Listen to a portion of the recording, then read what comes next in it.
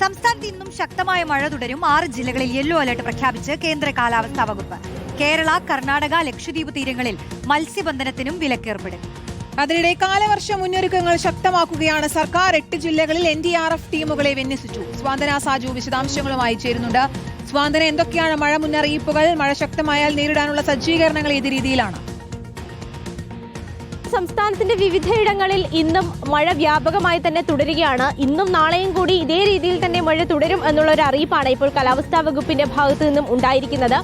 മുൻകരുതലിന്റെ ഭാഗമായി തന്നെ 6 ജില്ലകളിലാണ് ഇന്നിപ്പോൾ മഴ മുന്നറിയിപ്പ് പ്രഖ്യാപിച്ചിരിക്കുന്നത്. എറണാകുളം, തൃശൂർ, മലപ്പുറം, കോഴിക്കോട്, കണ്ണൂർ, കാസർഗോഡ് ഈ 6 ജില്ലകളിലാണ് ഇന്ന് മഴ മുന്നറിയിപ്പുള്ളത്. നാളെ തിരുവനന്തപുരം, കൊല്ലം, പത്തനംതിട്ട, ആലപ്പുഴ, കോട്ടയം, ഇടുക്കി, എറണാകുളം ജില്ലകളിലും യെല്ലോ അലർട്ട് പ്രഖ്യാപിച്ചിട്ടുണ്ട്. നിലവിലിപ്പോൾ അറബിക്കടലിൽ ഒരു ചക്രവാത ചുഴി നിലനിൽക്കുന്നുണ്ട്. അതുപോലെ തന്നെ കേരള തീരത്തോട് ചേർന്ന് ഒരു ന്യൂനമർദ്ദ പാത്തിയും സ്ഥിതി ചെയ്യുന്നുണ്ട്. ഇതിന്റെ രണ്ടിന്റെ സ്വാധീന ഫലമായിട്ടാണ് നിലവിലിപ്പോൾ മഴ ലഭിച്ചുകൊണ്ടിരിക്കുന്നത്.